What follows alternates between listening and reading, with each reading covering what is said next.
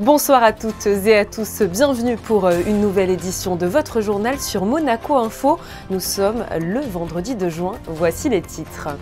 Direction la compagnie des sapeurs-pompiers de Monaco qui recevait aujourd'hui la visite du chef de corps de l'unité d'instruction et d'intervention de la sécurité civile de Brignoles. Découvrez ensuite les dernières informations avant le déplacement de la Roca Team à Bourg-en-Bresse. Les Monégasques vont tout faire pour aller chercher leur qualification pour la finale du championnat de France. Cet été, le Grimaldi Forum signera une exposition événement intitulée Monet en pleine lumière, dont le commissariat sera assuré par Marianne Mathieu. Nous la recevrons dans quelques instants pour tout savoir de cette exposition. La direction des affaires culturelles a présenté à l'occasion d'une conférence de presse la riche programmation pour cet été 2023 avec, vous le verrez, aux côtés de Françoise Gamerdinger, de belles surprises. Et pour finir, nous resterons dans le domaine culturel pour vous faire découvrir le spectacle « Il faut qu'une porte soit ouverte ou fermée » d'Alfred de Musset au Théâtre des Muses. Dans le cadre de ses déplacements dans les territoires liés historiquement à sa famille, le prince Albert II est depuis jeudi dans le département de la Haute-Loire. Nous retrouvons d'ailleurs sur place Christinda Thomel et Lionel Bernardi. Alors, le prince souverain visite actuellement 3 communes relevant, je crois, des sites historiques Grimaldi de Monaco. Est-ce que c'est bien cela, Christinda ? Oui Julia, exactement, et c'est à la Voûte-sur-Loire que la visite du prince Albert II a débuté ce jeudi en milieu de matinée. Après avoir été accueilli par le maire de la commune, le prince souverain a découvert le château de la Voûte-Polignac, propriété de l'un de ses cousins et dans lequel des membres de sa famille ont séjourné par le passé. Un lieu emblématique donc pour le prince Albert II, car le site retrace l'histoire de sa famille, puisque sa grand-mère, la princesse Charlotte, y séjourna à plusieurs reprises entre 1915 et 1917. Elle y fera d'ailleurs la connaissance du comte Pierre de Polignac, qu'elle épousera en 1920. Elle la rencontre au cours de 3 étés successifs, en 1915, 1916 et 1917. Et d'ailleurs, le duc de Polignac a montré tout à l'heure au prince souverain le livre d'or du château qui montre la signature et le commentaire d'ailleurs assez triste de la princesse Charlotte à chaque fois qu'elle quitte en fin d'été ce château de la Voûte qu'elle a beaucoup aimé. Ce lieu un petit peu emblématique de la famille Polignac et aussi voilà, cette rencontre entre mon grand-père et ma grand-mère, et c'était vraiment émouvant, mais de voir aussi que c'est un château qui a été restauré à plusieurs reprises, mais qui est encore ouvert aux visites, et puis où il y a une vue formidable sur la Loire et sur la campagne environnante. Cette demeure est liée à la famille de Polignac, de différentes branches. C'est une maison de famille qui est toujours prête à accueillir tous ceux qui veulent y venir et consulter un peu le passé et l'histoire de la famille. Après la découverte du château, résidence favorite de cette très ancienne famille française, le souverain s'est rendu au village de la Voûte-sur-Loire, où il a été accueilli par le maire en compagnie du préfet. L'occasion sur place de visiter l'église et d'assister à une cérémonie sur la place de la mairie en présence de la population. Il trouve que c'est extraordinaire qu'un homme d'État, puisque le souverain et Monseigneur est un homme d'État, puisse venir sur notre petite commune, puisque bon, nous sommes une petite commune de 830 habitants.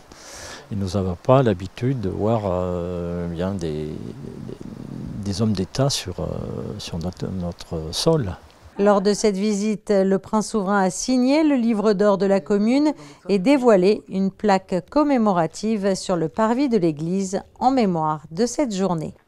Dans l'après-midi, le prince souverain s'est ensuite rendu à Polignac, berceau de l'illustre famille et petit village niché sur un rocher volcanique qui fut élu en 2021 l'un des plus beaux villages de France. Merci beaucoup à vous Christinda, et je vous informe que dans notre prochaine édition, vous pourrez retrouver la suite de cette visite en Haute-Loire. Le souverain se rendra à Polignac donc et dans la commune de Saint-Pal de Chalençon, à suivre demain sur Monaco Info. Ce vendredi, la compagnie des sapeurs-pompiers de Monaco recevait une visite, celle du chef de corps de l'unité d'instruction et d'intervention de la sécurité civile de Brignoles. Un événement suivi par notre équipe composée de Fabien Bonilla, d'Alban Gingembre et de Jean-Alexandre Dordet. Le colonel Philippe Berton de Balanda était en principauté ce vendredi. Il fait partie de l'unité de l'armée de terre, plus précisément de l'unité d'instruction et d'intervention de la sécurité civile numéro 7, située à Brignoles. Il a été accueilli par le chef de corps des sapeurs-pompiers de Monaco au centre de secours de la Condamine. L'unité de Philippe Berton de Balanda a pour mission d'appuyer les moyens de secours territoriaux en France, mais aussi d'apporter de l'aide vers un pays étranger, victime par exemple d'une catastrophe naturelle, d'un accident industriel ou encore sanitaire. Il a sous ses ordres 568 sapeurs-sauveteurs et a pris son commandement en juin 2022.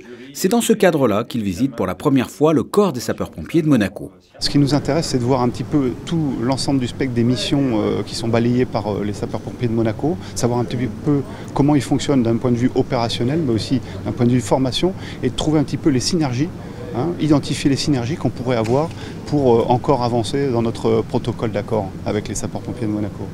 Une convention de partenariat lie ces deux unités dans le cadre de la formation professionnelle de part et d'autre, que ce soit dans le domaine des risques technologiques, du sauvetage d'ébléments ou encore par exemple de la formation aux fumées d'incendie.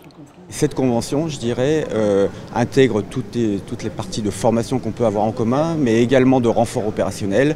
Et donc c'est vraiment un honneur pour nous de recevoir le chef de corps de cette unité avec qui on travaille régulièrement. Et pas plus tard que pour le Grand Prix, il nous a mis à disposition 8 militaires pour renforcer le dispositif sur le grand événement qu'est le Grand Prix.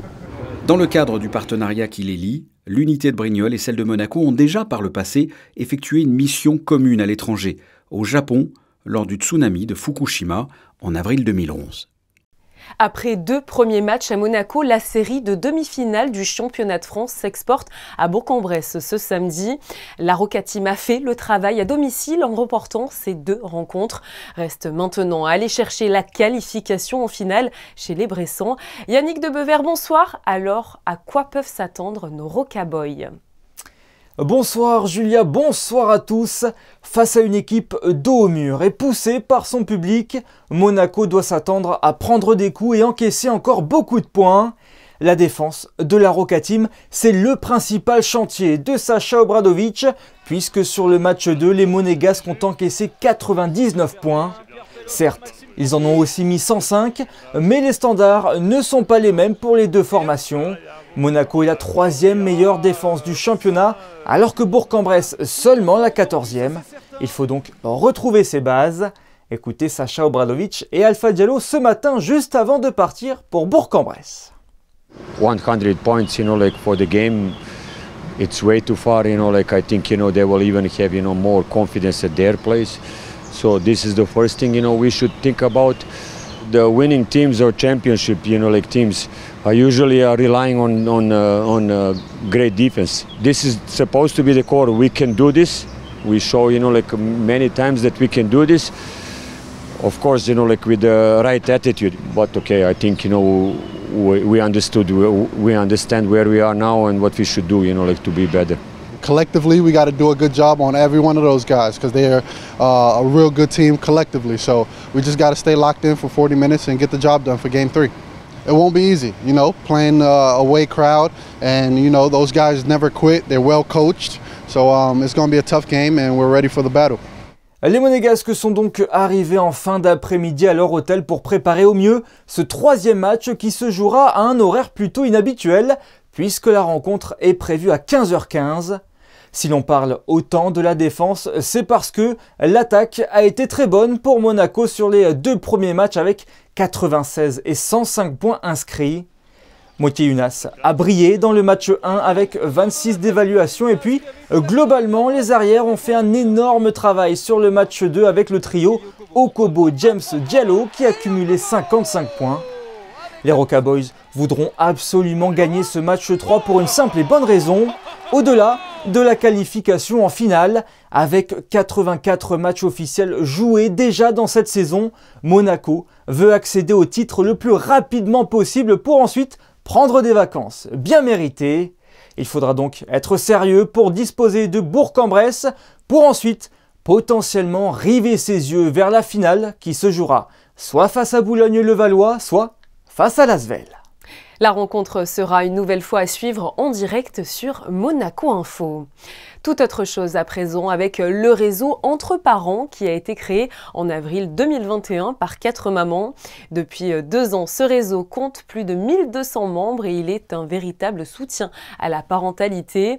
Le réseau vient d'ailleurs de lancer au One Monte Carlo une campagne à destination du grand public et notamment des futurs et jeunes parents de la principauté, mais aussi des villes voisines. Une campagne par le biais d'une nouvelle application mobile gratuite. Je vous propose d'écouter sa présidente au micro de Fabien Bonilla. Cette application est vraiment le cœur de notre concept. Elle a été créée par des parents pour les parents et pour répondre à des problématiques qui sont les parents se sentent isolés et mal informés. Donc cette application regroupe 3 fonctionnalités principales, des groupes de discussion, un parcours de step by step avec l'ensemble des informations du projet de bébé aux 3 ans de l'enfant et un calendrier d'événements qui recense tous les événements aux alentours pour les familles. Et en parallèle de cette application, des rendez-vous gratuits sont également organisés pour permettre aux parents de se rencontrer.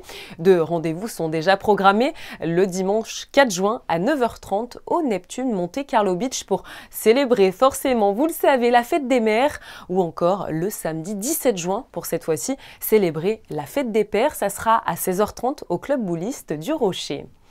Comme chaque été du 8 juillet au 3 septembre prochain, le Grimaldi Forum crée l'événement avec sa grande exposition thématique qui met cette fois-ci à l'honneur Claude Monet. Pour nous dévoiler les contours de cette exposition événement, Marianne Mathieu, spécialiste du peintre et commissaire de l'exposition, est avec nous ce soir. Bonsoir. Bonsoir. Alors l'exposition va retracer l'œuvre de Monet, explorer un petit peu les séjours de l'artiste à Monte-Carlo et plus précisément sur la Riviera en général. Est-ce que vous pouvez nous en dire plus aujourd'hui? Alors les séjours de Claude Monet sur la Riviera, et particulièrement à Monaco où je me trouve, sont des événements absolument majeurs dans sa vie. Alors pour plusieurs raisons. D'une part parce que Monet est à mi-parcours. Lorsqu'il vient à Monaco en décembre 1883, il a 43 ans. Il meurt en 1926 à 86 ans. Donc c'est vraiment, j'allais dire, la période médiane de sa vie. C'est aussi important car c'est le moment de la maturité, c'est le moment où Monet décide de faire cavalier seul. Il vient ici où je me trouve, sur la pointe de la Veille, au niveau de la Villa de la Vigie, avec Renoir. Il va peindre 2 tableaux et après cette expérience, il écrira à son marchand: désormais je veux peindre mes seules impressions, et Monet travaillera seul à travers un certain nombre de campagnes de peinture. La première campagne de peinture de Claude Monet, eh bien, il la fera à quelques kilomètres d'ici, à Bordighera, et puis il ira d'un motif à l'autre en parcourant les rues du Borgo Alto, en allant jusqu'à Dolce Acqua. En 1888, il revient sur la Riviera, il s'installe à Antibes, et là, Monet comprend que il a suffisamment, j'allais dire, couru d'un motif à l'autre. Il va dorénavant se concentrer à peindre exclusivement ce qui l'intéresse.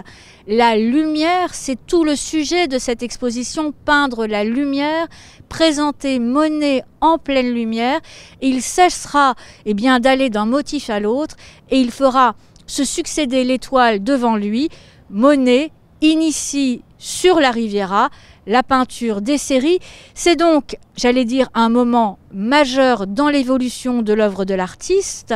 Nous allons présenter pour la première fois en France, et y compris du vivant de Monet, les œuvres qu'il a peintes à proximité des lieux où il les a créées. Justement, à mi-chemin entre la chronologie et l'analyse thématique de la lumière, vous l'avez dit, mais comment vous avez organisé de votre côté la scénographie et l'espace de plus de 2500 m² qui va composer donc l'exposition?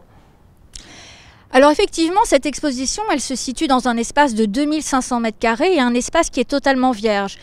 Les possibilités du Grimaldi Forum sont immenses et elles nous ont permis de réaliser, de produire, d'imaginer un projet qui, à ma connaissance, n'a pas d'équivalent. Alors il n'a pas d'équivalent, j'allais dire, dans le nombre d'œuvres qui sont présentées, une centaine de peintures, dans la variété des provenances, une trentaine de prêteurs. Les œuvres viennent du monde entier, mais aussi dans la manière dont nous aurons de les montrer, de les accrocher et également de partager avec le visiteur. Justement, cette exposition, Madame Mathieu, est l'une des plus grandes monographies, vous le disiez, consacrées à Claude Monet au cours de cette dernière décennie, et sans doute aussi la plus audacieuse, puisque je crois que ce sont des tableaux rarement dévoilés ensemble. Est-ce que vous pouvez là aussi nous en dévoiler un petit peu plus? Pour revenir sur la Riviera, 22 peintures de Claude Monet, 17 prêteurs. Jamais Monet, de son vivant, n'a exposé ces peintures ensemble. Jamais elles n'ont été présentées ensemble en France. Et c'est aujourd'hui à Monaco, à quelques pas du lieu où elles ont été créées, qu'on les présente. Ça nous a permis, avec les historiens locaux, de partir sur les traces de Claude Monet, puis de comprendre quels étaient à la fois les motifs qui l'ont happé et aussi quelle a été sa méthode de travail. Tout ce qui nous a permis, j'allais dire, à partir de cette immersion en terre méditerranéenne, de comprendre la manière dont Monet posait son regard sur la nature et de construire une scénographie, un parcours audacieux, original, qui invite le visiteur à travers une scénographie, à travers une médiation sensorielle, auditive, visuelle, de pouvoir aborder l'œuvre de Monet comme si nous étions à côté du maître. Merci beaucoup à vous, Marianne Mathieu, d'avoir répondu à toutes nos questions sur Monaco Info. Merci. Et je vous informe que vous pouvez d'ores et déjà acheter des préventes pour assister à cette exposition, et ce jusqu'au 30 juin prochain. Elles sont au tarif de 7 € et disponibles sur le site du Grimaldi Forum. Alors que s'ouvre aujourd'hui sur la promenade du Larvoto l'exposition photo issue de la 3e édition de son prix de photographie environnementale. La Fondation Prince Albert II de Monaco a annoncé hier soir les lauréats 2023. Et c'est Jasper Dost qui a remporté le prix du photographe environnemental de l'année. Le Néerlandais s'est démarqué avec son cliché intitulé « Fight to the Death ». Il remporte ainsi une dotation de 6 500 € et pourra visiter la base de recherche de l'Université internationale SEC dans la forêt amazonienne. Toutes nos félicitations à lui pour l'obtention de ce prix. La direction des affaires culturelles a profité d'une conférence de presse pour annoncer tous les événements qui se tiendront cet été en principauté. Françoise Gamerdinger, le directeur de la DAC, va nous les détailler. Bonsoir. Bonsoir. Alors, à l'occasion de cette conférence de presse de présentation, vous avez pu aborder évidemment tous les grands événements de l'été 2023. Avant de les détailler dans quelques instants, j'aimerais savoir tout d'abord s'il y a des nouveautés cette année. Oui, il y a des nouveautés puisque nous aurons une grande exposition estivale organisée par la Direction des Affaires culturelles, à savoir le Prince Régnier III, Prince bâtisseur, une vision pour Monaco. Et également dans le cadre des commémorations Régnier III, nous avons donc mis en place un chemin des sculptures Régnier III qui permet de découvrir toutes les œuvres d'art qui sont installées en ville depuis des années et qui constituent un véritable musée à ciel ouvert et qui sont à la vue du public, qui pourra ainsi, grâce à un QR code, découvrir non seulement l'artiste, mais aussi l'œuvre en français et en anglais, et qui dirigera aussi le promeneur à la sculpture suivante, sans qu'il se perde dans les méandres des rues de Monaco. Et parmi les événements incontournables de l'été, je pense forcément au 18e Festival international d'orgue de Monaco. Il aura lieu du 25 juin au 16 juillet. Oui, alors ce festival sera initié le 25 juin par un grand concert qui sera donné en l'honneur des commémorations. Et ce concert accueillera la maîtrise de Notre-Dame de Paris. Donc c'est un moment assez exceptionnel. La maîtrise n'est jamais venue en principauté. Et nous pourrons ainsi découvrir des morceaux qui ont été composés pour les grands moments de la vie du prince Régnier, à savoir son baptême, son mariage, son accession au trône. Et puis un requiem composé en hommage. Alors pendant l'été, on peut le dire, à Monaco, il y en a pour tous les goûts et notamment pour les amoureux de théâtre avec la saison du théâtre du Fort-Antoine qui réserve encore une fois une riche programmation. Est-ce que vous pouvez nous en dire plus ? Alors écoutez, oui, puisque nous allons avoir des spectacles qui vont mêler à la fois le théâtre et la musique, et puis aussi un concert exceptionnel d'Arthur H, que nous avons le plaisir d'accueillir sur notre scène en plein air. Donc ce sera vraiment des moments très forts, une programmation éclectique qui pourra accueillir les familles, et puis certains spectacles où il y aura bien sûr la découverte également de la vie et de la construction d'un orgue, donc des moments très forts et très pédagogiques aussi pour passer d'agréables soirées au Fort Antoine. La direction des affaires culturelles fait aussi la part belle aux jeunes talents avec une soirée exceptionnelle qui aura lieu, je crois, le 18 juillet. Oui, alors c'est une scène ouverte que nous avons voulu pour les jeunes artistes entre 18 et 30 ans. Donc ils ont été nombreux à s'inscrire pour faire valoir leur talent, aussi bien dans le domaine musical que théâtral, que la danse, que du stylisme aussi. Et donc nous leur avons proposé à la fois donc, de mettre en valeur leur talent, mais nous avons proposé à d'autres jeunes d'être les organisateurs de cette soirée. Et dans le cadre de notre politique jeunesse pour la culture, nous leur avons proposé d'être les administrateurs de cette soirée, aussi bien sur la gestion du budget que sur l'organisation, que sur la communication. Et c'est une grande première que de faire confiance aux jeunes générations. Merci beaucoup à vous, Françoise Gamère-Dinger.